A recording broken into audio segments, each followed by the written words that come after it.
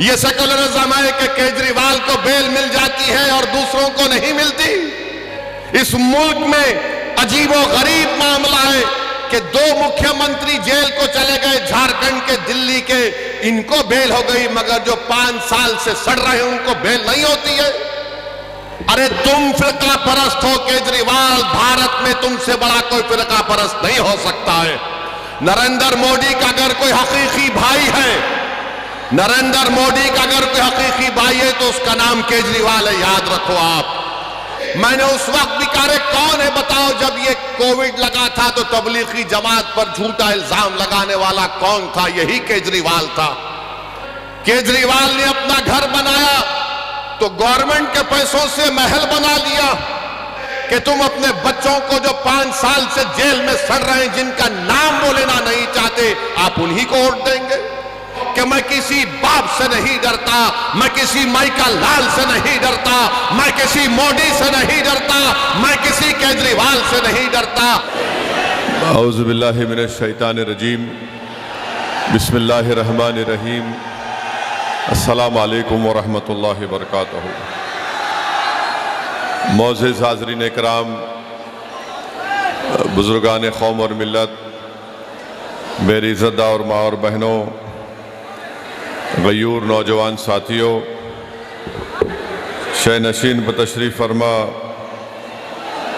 साबिक़ा रुकन पार्लिमान वो इंचार्ज दिल्ली व महाराष्ट्र के सदर मजलिस इत्तेहादुल मुस्लिमीन मोहतरम जनाब इम्तियाज़ जलील साहब, जनाब हाजी करान साहब, जनाब शादाब साहब, हमारी बहन मोहतरमा शमा अंजुम साहिबा, सलीम सैफ़ी साहब, हाजी बुंदू खां साहब,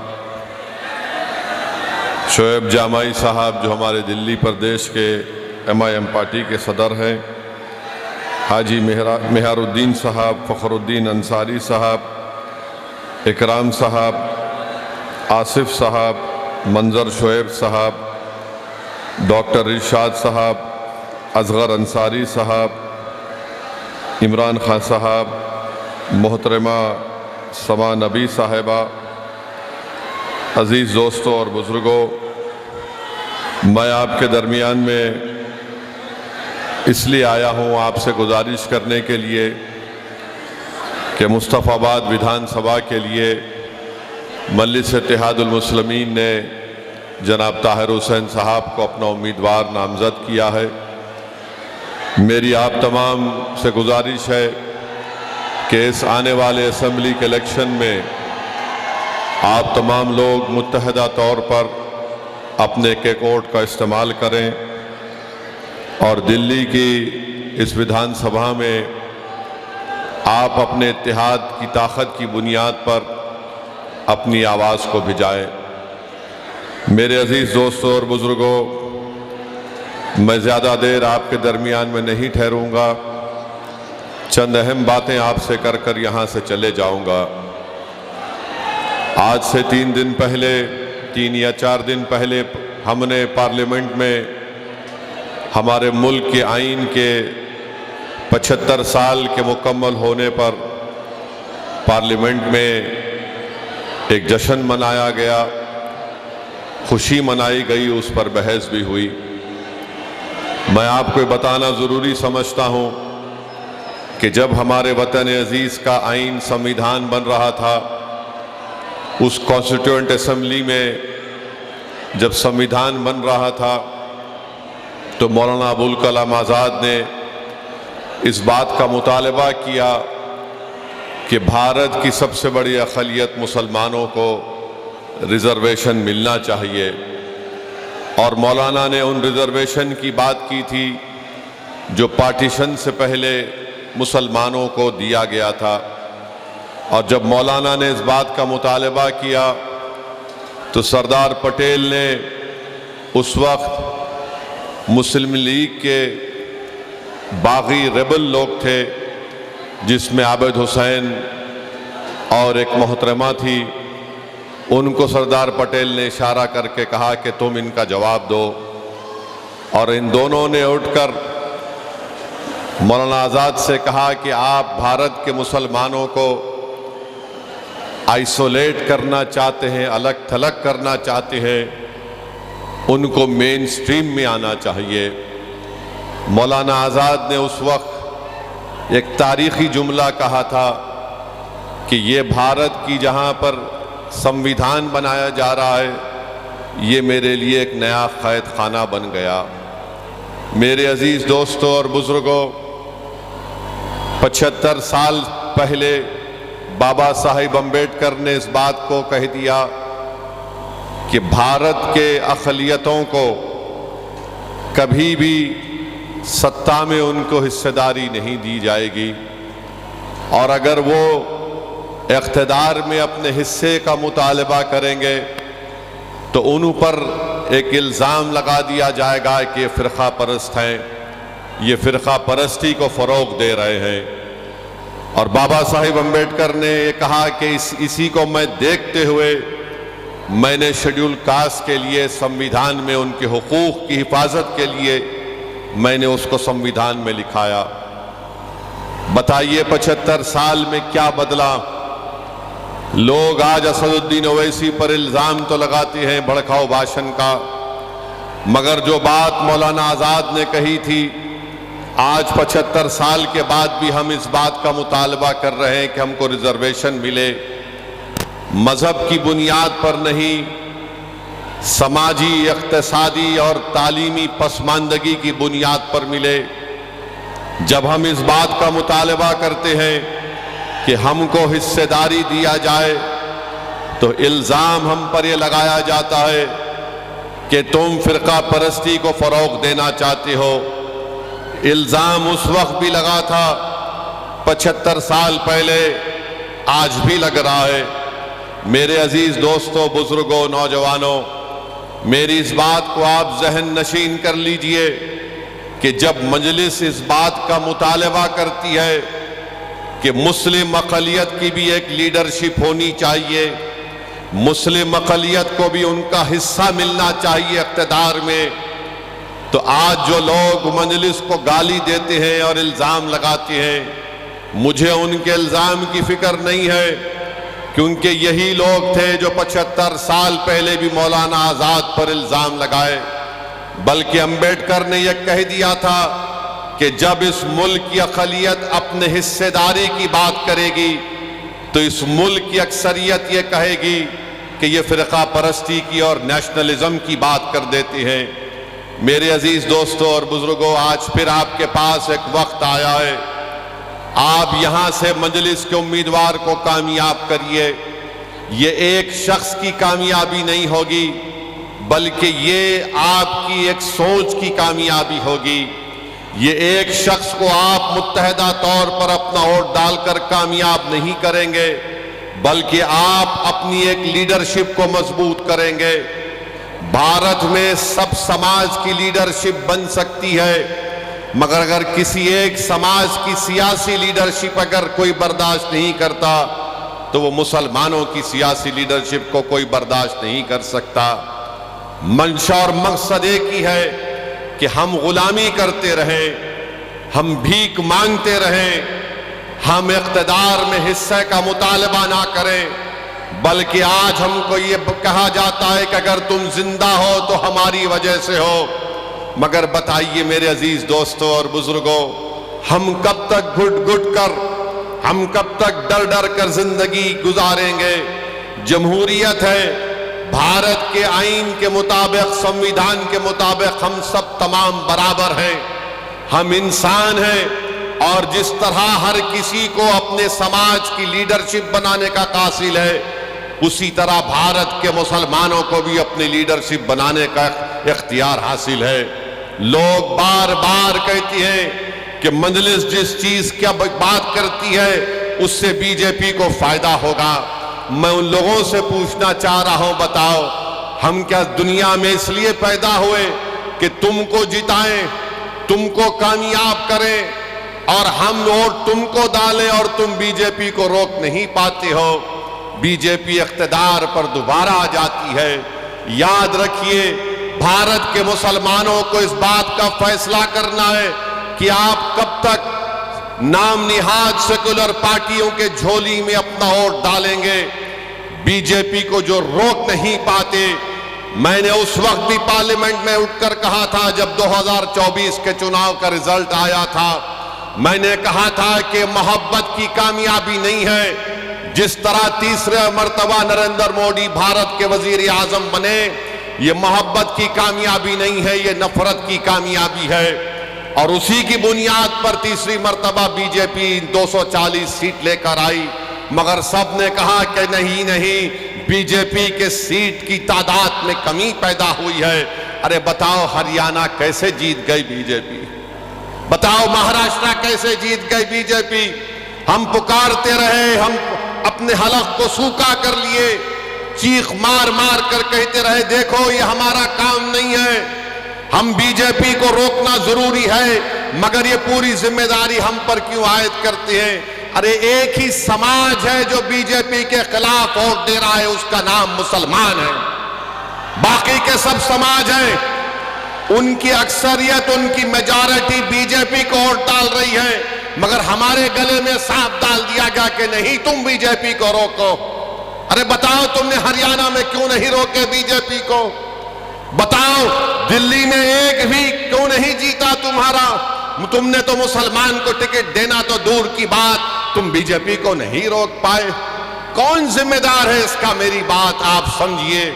याद रखिए, अगर आप फिर से इसका शिकार होंगे, नहीं नहीं हमको बीजेपी को रोकना है, यकीनन रोकना है, मगर रोकने का मतलब यह नहीं है कि तुम अपने बच्चों को जो 5 साल से जेल में सड़ रहे हैं, जिनका नाम वो लेना नहीं चाहते, आप उन्हीं को वोट देंगे। जो 5 साल से जो जेल में सड़ रहे हैं, जिसका बाप परेशान, जिसकी बीवी परेशान, जिसके औलाद बच्चे थे जवान हो गए, उनका नाम नहीं लेना चाहते। जो बच्चे जेलों में सड़ रहे हैं तो उनका नाम नहीं लेते, मगर आप उनको वोट देना चाहेंगे, ये बीजेपी को रोकना है। अरे बीजेपी को तो हम ही रोक रहे हैं, हम बीजेपी को ना कभी वोट दिए ना कभी देंगे, मगर ये लोग क्या बीजेपी को रोक पा रहे? नहीं रोक पा रहे। ये अपनी जबान से नाम तक नहीं लेते। ताहिर हुसैन के नाम का ऐलान किया तो सबके पेट में दर्द शुरू हो गया। ताहिर हुसैन का नाम का ऐलान किया तो सबके सर में दर्द शुरू हो गया। अरे जिसके पेट में दर्द हो रहा है, जिसके सर में दर्द हो रहा है, क्या तुम भूल गए कि तुम ताहिर हुसैन की घर के छत पर बैठकर कितने मर्तबा ताहिर हुसैन ने तुमको खाना खिलाया था? क्या तुम भूल गए कि ताहिर हुसैन की छत पर बैठकर तुमने क्या क्या गुफ्तगू की थी? आज कोई नहीं पलटकर पूछता उस घर की तरफ। बताओ गुलफिशां सैफी जेल में कैसे? इस मुल्क में अजीबो गरीब मामला है कि 2 मुख्यमंत्री जेल को चले गए, झारखंड के, दिल्ली के, इनको बेल हो गई, मगर जो 5 साल से सड़ रहे हैं उनको बेल नहीं होती है। कौन है इसका जिम्मेदार? अकाउंटेबिलिटी किस पर आयद होगी बताओ? कब तक नेशनल मेजॉरिटी और नेशनल माइनॉरिटी को दबाया जाएगा? कब तक ये बहस चलेगी? नेशनल मेजॉरिटी है, नेशनल माइनॉरिटी है। अरे कानून तो सबके लिए अगर बराबर है, अगर केजरीवाल को बेल हो गई, सिसोदिया को बेल हो गई, तो क्यों नहीं दूसरों को बेल हो रही है? सब पर भी वही ग्रीवियस ऑफेंसेस है, मगर तुमको बेल हो सकती है, और जो बच्चे जेलों में सड़ रहे हैं उनको बेल क्यों नहीं हो सकती बताओ? मेरे अजीज दोस्तों और बुजुर्गों, यही नाइंसाफी है। अगर आज आप मुस्तफाबाद से अपनी आवाज को बुलंद करना चाहते हैं, अगर आप इस नाइंसाफी को खत्म करना चाहते हैं, तो मुत्तहिदा तौर पर अपने वोट का इस्तेमाल करिए। मैं जिम्मेदारी के साथ मुस्तफाबाद में खड़े होकर आप तमाम बुजुर्गों, नौजवानों और हमारी माँ और बहनों से अर्ज करने आया हूं, यहां से अगर आप बीजेपी की कामयाबी को रोकना चाहते हैं तो आपको मजलिस इत्तेहादुल मुस्लिमीन के उम्मीदवार के हक में मुत्तहिदा अपने वोट का इस्तेमाल करना पड़ेगा। हां, मेरे जाने के बाद और चुनाव के दौरान बहुत से लोग आकर बहुत सी बातें कहेंगे, अरे क्या कर रहे हो, ओवैसी सिर्फ जज्बाती तकरीर करता है। अरे जज्बाती तकरीर अगर तुम नहीं कर सकते तो इसमें मेरा क्या गलती है, मेरी क्या गलती है। मगर याद रखिए, मैं जज्बाती तकरीर नहीं करता हूं, मैं सच्चाई को बयान करने की कोशिश करता हूं। इम्तियाज जलील को हराने वाले कौन मुसलमान थे? इम्तियाज जलील को हराने वाले मुसलमान थे औरंगाबाद में। नासिर सिद्दीकी को हराने वाले कौन थे? मुसलमान थे। धूलिया से जहां पर मंजलिस का एमएलए था, फारूक शाह को हराने वाले कौन थे? हमारे ही सफों में वो मीर जाफर और मीर सादिक के एजेंट छुपे हुए। वो दोबारा मुस्तफाबाद को भी आएंगे, आकर तुमसे कहेंगे मैं तुमको कह रहा हूं। किसी शायर ने बड़ा अच्छा कहा था, वो शेर याद आ रहा है। क्या कहा था शायर ने? वाकिफ नहीं है जो लोग सफर के उसूल से, वाकिफ नहीं है जो लोग सफर के उसूल से, साये की भीख मांग रहे बबूल से। ये वो लोग हैं, आकर वही सेकुलरिज्म का पुराना राग लगाएंगे। रे कहां का सेकुलरिज्म है बताओ? ये सेकुलरिज्म है कि केजरीवाल को बेल मिल जाती है और दूसरों को नहीं मिलती। कौन सा सेकुलरिज्म है बताओ ये? मेरे अजीज दोस्तों और बुजुर्गों, मेरी आप सदैवन गुजारिश है कि मुत्तहदा तौर पर अपने वोट का इस्तेमाल करिए। डरने और घबराने की जरूरत नहीं है। अब हमारे जाने के बाद मजलिस के उम्मीदवार का जलसा हो चुका, तो लोग आके बोलेंगे देखो बीजेपी को रोकना है, यकीनन रोकना है। कोई आकर अगर ये कहेगा कि देखो अपने बच्चों को समझाओ वरना गब्बर सिंह आ जाएगा, तो मैं उनसे कहूंगा कि आप उनको जवाब दीजिए कि अब हम सोने वाले नहीं है, अब हम जाग चुके हैं, अब हम नहीं सोएंगे। तुम 75 साल के हमको ये झूठे सेकुलरिज्म की अफीम हमको चका चका कर तुमने हमको सुला दिया। अब हम जागने वाले हैं। जो लोग हमसे कह रहे हैं कि देखो खामोश हो जाओ, सो जाओ, उनसे कहो कि हमारे दरमियान में एक पागल असद आया है जो हमारा शेर है, वो हमको जागने की आदत डाल चुका है। अब हम जागेंगे, सोएंगे नहीं।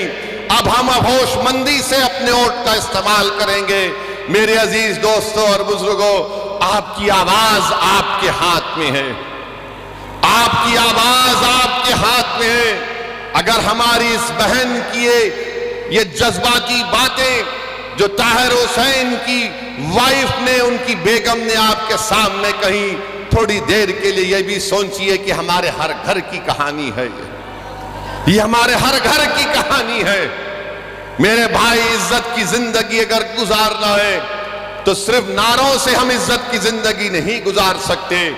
अगर हम मुस्तफाबाद में सफाई का इंतजाम चाहते हैं, मुस्तफाबाद में वो ब्रिज रोड की ट्रैफिक जहां पर उसका मसला हल करना चाहते हैं, हम अच्छा पीने का पानी हासिल करना चाहते हैं, हम स्कूल चाहते हैं, कॉलेज चाहते हैं, तो सिर्फ नारों से नहीं होगा। तुमको अपनी आवाज को भिजाना पड़ेगा दिल्ली के विधानसभा में, लड़ना पड़ेगा तुमको। और उसके लिए आपको एक वोट का सही इस्तेमाल जब आप करेंगे तभी आपको कामयाबी मिलेगी। वरना सिर्फ हम वोट डालने वाले बनकर रह गए, हम वोट लेने वाले नहीं बन सके। वोट हासिल करो। और कैसे हासिल करेंगे? जब आप मजलिस के हक में अपने वोट का इस्तेमाल करेंगे। लोग बहुत सी बातें करेंगे, ये नहीं होने वाला है, ये फुला होने का ऐसा होगा। मेरे अजीज दोस्तों और बुजुर्गों, क्या क्या आपने देखा? मुझे यहां पर यह बताया गया, बल्कि सच्चाई है, दिल्ली में वो फसाद हुआ, 2022 का प्रोग्राम हुआ। यहां का मुख्यमंत्री अगर मरने वालों को 1 करोड़ देता है, गवर्नमेंट की नौकरी देता है, तो दूसरे भी तो मरे, उनको क्यों नहीं दिया तुमने गवर्नमेंट की नौकरी और पैसे? अरे तुम फिरका परस्त हो केजरीवाल, भारत में तुमसे बड़ा कोई फिरका परस्त नहीं हो सकता है। नरेंद्र मोदी का अगर कोई हकीकी भाई है, नरेंद्र मोदी का अगर कोई हकीकी भाई है तो उसका नाम केजरीवाल है, याद रखो आप। सिक्के के 2 रुख हैं, सिक्के के 2 रुख हैं। करे फसाद में सब मरे, मरने वाले मासूम थे, तो तुम सबको देना था गवर्नमेंट की नौकरी और एक्स ग्रेशिया, मगर नहीं दिए। नहीं दिए। मैंने उस वक्त भी कहा, कौन है बताओ, जब ये कोविड लगा था तो तबलीगी जमात पर झूठा इल्जाम लगाने वाला कौन था? यही केजरीवाल था। सुपर स्प्रेडर का नाम दिया था। बड़ी बड़ी बातें करते हैं, हम ये स्कूल बनाए, हम फुला किए। अरे मुस्तफाबाद को केजरीवाल मेरे साथ चल के बताओ तुमने क्या काम किया, मैं दिखाऊंगा तुमको। यहां पर आएंगे, मुसलमानों के दरमियान में आएंगे तो बोलेंगे देखो आपकी जिंदगी को हम बचा रहे हैं, और हमारे हिंदू भाइयों के इलाकों में जाएंगे तो बोलेंगे देखो हमने ये अस्पताल बनाया, ये स्कूल बनाया। क्यों अस्पताल स्कूल यहां पर क्यों नहीं बना? मेरे अजीज दोस्तों और बुजुर्गों, जो लोग चमचागिरी करते हैं, जो लोग चापलूसी करते हैं, जो अपने ईमान को अगयारों की चौखट पर बेच देते हैं, गिरवी रख देते हैं, वो कभी भी आवाम की आवाज नहीं बन सकते। मेरी इस बात को याद रखो, आप कभी भी कुछ नहीं कर पाते। क्या क्या नहीं हो रहा है। मुझे यहां पर हमारे शोएब जामाई साहब बताए कि कचरे का कितना बड़ा मसला है, कितना बड़ा मसला है। और जब ये केजरीवाल मुख्यमंत्री बने तो पब्लिसिटी के लिए 1 रुपया खर्चा होता था। अब केजरीवाल के मुख्यमंत्री बनने के बाद 44 रुपए पब्लिसिटी पर खर्चा किए जाते हैं। 44 रुपये। अपना घर बनाए, केजरीवाल ने अपना घर बनाया तो गवर्नमेंट के पैसों से महल बना लिया। अरे केजरीवाल तुम यहां पर आकर देखते मुस्तफाबाद में लोग कैसी अपनी जिंदगी गुजारते हैं। मेरे अजीज दोस्तों और बुजुर्गों, नेशनल ग्रीन ट्रिब्यूनल ने दिल्ली हुकूमत पर 900 करोड़ रुपए का उनको कहा कि कंपनसेशन दो, मगर ओखला, गाजीपुर, भलसावा में जो कचरे के पहाड़ बन रहे हैं, ऐसा लगता है कि जूनागढ़ के गिरनार से भी लंबे पहाड़ कचरे के बन रहे हैं। कोई पूछने वाला नहीं है क्या डेवलपमेंट हुआ दिल्ली में, कुछ दिक्कत नहीं आता। आपकी आवाज जब होगी तो डेवलपमेंट दिक्कत आएगा। अगर आपकी आवाज नहीं होगी तो याद रखिए कोई डेवलपमेंट नहीं होगा। ये आम आदमी पार्टी का मुख्यमंत्री महरौली से एक साहब को टिकट देने का ऐलान किया।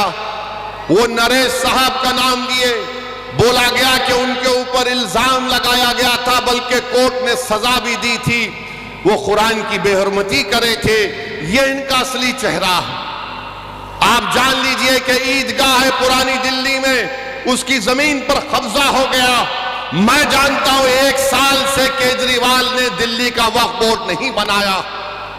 तुम नहीं बनाए तो मोदी ने एक ऑफिसर का तकर्रुर कर दिया। ईदगाह की जमीन पे कब्जा हो गया, क्यों नहीं बनाया तुमने 1 साल से दिल्ली का वक्फ बोर्ड?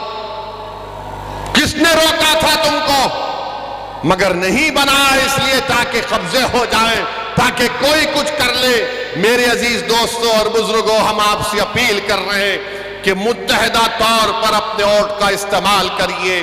अगर आप फिर उसी चक्कर में फंस जाएंगे कि नहीं नहीं कुछ हो जाएगा, अरे अब क्या बचा है मुझे बताओ, अब क्या बचा है तुम्हारे पास? अब तो यहां से उठने की बात आपको और हमको करना है। भारत के वजीर आजम कहते हैं कि वक्फ संविधान में वक्फ नहीं है।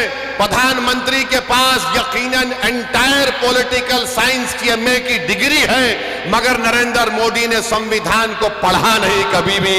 अगर पढ़े होते तो आर्टिकल 26 को जब पढ़ते तो उनको मालूम हो जाता आर्टिकल 26 में वक्फ है। प्रधानमंत्री बोलते हैं यूसीसी को लागू करेंगे। अरे प्रधानमंत्री, हिंदू अनडिवाइडेड फैमिली के टैक्स रिबेट तुम खत्म करो, लव जिहाद के कानून तुम बनाते हो, कोई अपना मजहब तब्दील नहीं कर सकता। और आजकल बीजेपी तो बाबा साहेब अंबेडकर के बारे में अनाप शनाप बक रही है। अगर आज अंबेडकर जिंदा होते तो अंबेडकर से कहा जाता कि अगर आप मजहब तब्दील करना चाह रहे हैं तो परमिशन लो। वक्फ की जायदादों को छीनने की कोशिश बीजेपी कर रही है, और दिल्ली में 1 साल से वक्फ बोर्ड नहीं बनाया जाता। बहरहाल मेरी आप तमाम से अपील है कि आप मजलिस की तायीद करिए। पिछले बार भी आपने मजलिस के उम्मीदवारों की तायीद की, हमको कामयाबी नहीं मिली, मगर हमारे हौसले बुलंद हैं। हम कभी मायूस नहीं हो सकते। मेरा काम लड़ना है, मेरा काम अवाम के दरमियान में जाकर अपनी पार्टी की बात को आपके सामने रखना है। मेरा काम, इम्तियाज जलील का काम यह है कि भारत की पार्लियामेंट में हम आप अवाम के मसाइल को उठाते हैं। मेरे अजीज दोस्तों और बुजुर्गों, मेरी आपसे दबन गुजारिश है कि आप हमारे उम्मीदवार की तायीद करें, इनको कामयाब करें। अरे आप अगर इनको कामयाब करेंगे तो यकीन मानिए ये जो बच्चे हमारे लोग जेलों में सड़ रहे हैं, जिनकी जवानियां खत्म हो चुकी हैं, जिनके माँ बाप, उनकी आंखें तड़प रही हैं अपने बच्चों को देखने के लिए, जिसकी माँ तड़प रही है, जिसका ज़ईफ बाप तड़प रहा है, आपसे मेरी गुजारिश है कि एक एक वोट का इस्तेमाल करिए। ये इलेक्शन आपको एक पैगाम देना है तमाम पार्टीज को, चाहे बीजेपी हो, आम आदमी पार्टी हो, कांग्रेस हो। आपको पैगाम अपने वोट से देना है कि देखो हम अभी जिंदा हैं यहां पर, हम अपने बेटों को, अपने भाइयों को नहीं भूले हैं, हम अपने वजूद का एहसास दिलाएंगे।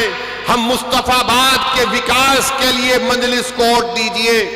आप देखेंगे सब दौड़ दौड़ कर आएंगे, वरना ये सब पार्टियां जानती हैं बीजेपी किसी मुसलमान को टिकट नहीं देती। नरेंद्र मोदी तो कह चुके हैं कि मुस्लिम औरतें ज्यादा बच्चे पैदा करती हैं। नरेंद्र मोदी तो कह चुके हैं कि मंगलसूत्र निकालकर मुस्लिम बहनों को दिया जाएगा। मगर नरेंद्र मोदी जो बोले, आरएसएस के मोहन भगवत उल्टा कर दिए और मोहन भगवत बोल रहे हैं कि अब देश के जनता को 3 बच्चे पैदा करना चाहिए। अब मोहन भगवत किसको कह रहे हैं मुझे नहीं मालूम। मोहन भगवत पूछ ले नरेंद्र मोदी से कि किस पर इल्जाम लगाया गया था। मगर मेरे अजीज दोस्तों और बुजुर्गों, इन तमाम चीजों का अगर हम जमहूरी तरीके से जवाब देना चाहते हैं तो मेरी आपसे गुजारिश है कि मजलिस के पतंग के निशान पर आप बटन दबाकर अपने वोट का इस्तेमाल करिए। यकीनन बीजेपी को रोकना है, मगर मैं कोई कूली नहीं हूं सेकुलरिज्म का कि मैं 75 साल से मैं ही इस फर्ज को निभा रहा हूं। हम कब तक इस बोझ को उठाएंगे बताओ? कब तक हम उठाएंगे? हमारी मस्जिदों पर हमला हो रहा है, संभल में गोली मार दी गई, 5 मासूम बच्चों पर सीने पर गोली मारकर उनको खत्म कर दिया गया। 500 साल के बाद मुझसे कहा जा रहा है बताओ ये तुम्हारी मस्जिद है या नहीं।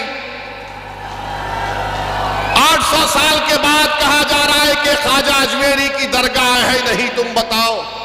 मेरे भाई याद रखो, तुम जिस पर भरोसा कर कर टेका लगा कर बैठे हो ना, वो जानते हैं कि इसी तरह की बातें अगर कोई करता रहेगा हम डर कर उनको वोट देंगे।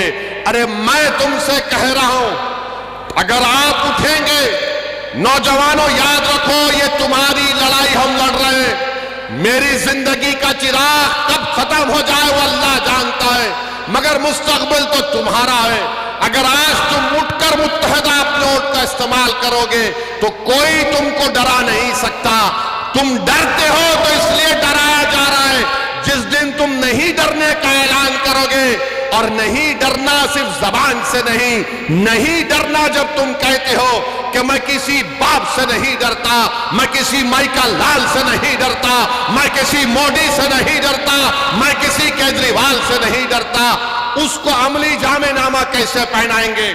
सिर्फ नारा लगाने से तुम खुश हो जाओगे नहीं, तुमको जाकर अपने वोट का सही इस्तेमाल करना पड़ेगा। और सही इस्तेमाल मुस्तफाबाद में पतंग के निशान पर ताहिर हुसैन के लिए, उन तमाम मजलूमीन के लिए, इस विधानसभा के विकास के लिए आपको अपने वोट का इस्तेमाल करना पड़ेगा। इस डर को निकालो अपने दिमागों से। तुम कब तक और हम कब तक डरते डरते जिंदगी गुजारेंगे? एक बार इस डर को निकालो। इस दिल्ली के विधानसभा में आप अपने इत्तेहाद की निशानी के तौर पर मजलिस के नुमाइंदों को कामयाब करो। देखो हालात बदलेंगे, वरना याद रखो कोई आसमानों से आने वाला नहीं है, कोई जमीन से निकल कर आने वाला नहीं है। और अल्लाह भी उन्हीं लोगों के हालात को बदलता है जो अपने आप को बदलना चाहते हैं। अगर आप अपने आप को बदलना चाहेंगे तो अल्लाह इंशाअल्लाह ताला हमारे मुश्किलात में आसानी पैदा करेगा। अगर आप अपने हालात को बदलना चाहेंगे तो अल्लाह हमारे लिए हमारे मंजिल मकसूद को हमको पहुंचा देगा। अगर तुम सिर्फ दिमागी पसोपेश में रहोगे कि क्या होगा, ऐसा करे तो ऐसा होगा, नहीं करे तो क्या होगा, अरे हमारी जिम्मेदारी जितनी है उतना निभाओ, हमारी जितनी जिम्मेदारी है उतना तो निभाओ। मगर ये सिर्फ आप देख रहे हैं कि कभी ये कभी वो, ये नहीं चलने वाला है मेरे दोस्त। अब केजरीवाल कह रहे हैं मैं ये दे दूंगा, मैं वो दे दूंगा, मैं ये कर दूंगा, सब कर दूंगा। केजरीवाल अपने जेब से नहीं दे रहे हैं, उनके अब्बा का पैसा नहीं है, गवर्नमेंट का पैसा है। तुम ताहिर हुसैन के घर को आकर तुम नहीं मिल सके, तुम क्या दे सकते हो? जो जेलों में है तुम उनके परिवार से एक बार फोन करके नहीं बात कर सके, तुम क्या दे सकते हो? तुम यहां पर रोड पे ट्रैफिक जाम होता, तुम उसको हल नहीं करे, तुम क्या दे सकते हो? इस विधानसभा में तुमने कौन सा स्कूल कॉलेज खोला बताओ हमको? तुमने कुछ नहीं किया। क्यों नहीं किया? क्योंकि केजरीवाल और मोदी जानते लोग डरते हैं। इनको डरा कर रखो, और इनको डरा कर रखो तो एक मुश्त में इनके वोट लेकर जाओ। और जब मैं इस तरह की बात करता हूं तो बोलते देखो ओवैसी वोट काटने के लिए आया है। मेरे अजीज दोस्तों और बुजुर्गों, अगर मेरी बात में सच्चाई है तो उस पर गौर करो। आप, ये आपका इलेक्शन है, मेरा इलेक्शन नहीं है। मुझे हैदराबाद की आवाम ने कामयाब कर दिया, मेरी पार्टी मजलिस इत्तेहादुल मुस्लिमीन को। नरेंद्र मोदी, अमित शाह मुझे आए हैदराबाद को हराने के लिए, सब आए वहां पर, छोटे बड़े, मोहब्बत नफरत की बातें करने वाले।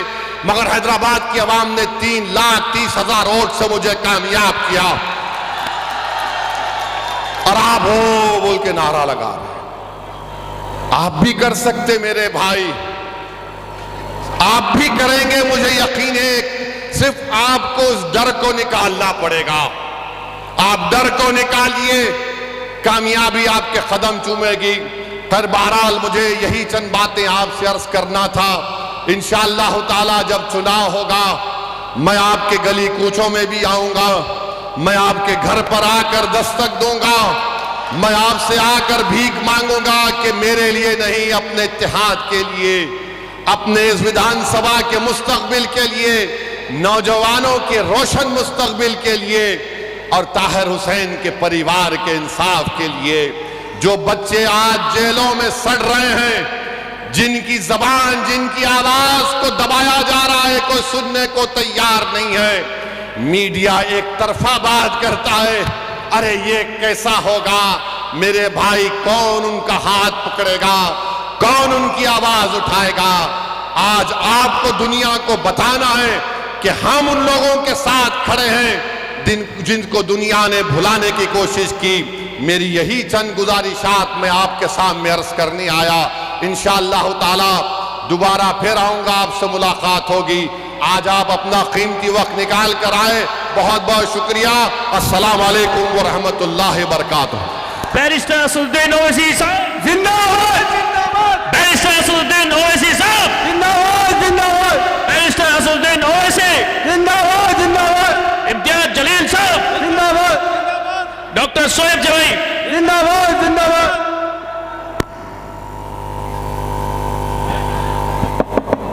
एमआईएम पार्टी जिंदाबाद, एमआईएम पार्टी। हमारा जब से बनाया, हम आपको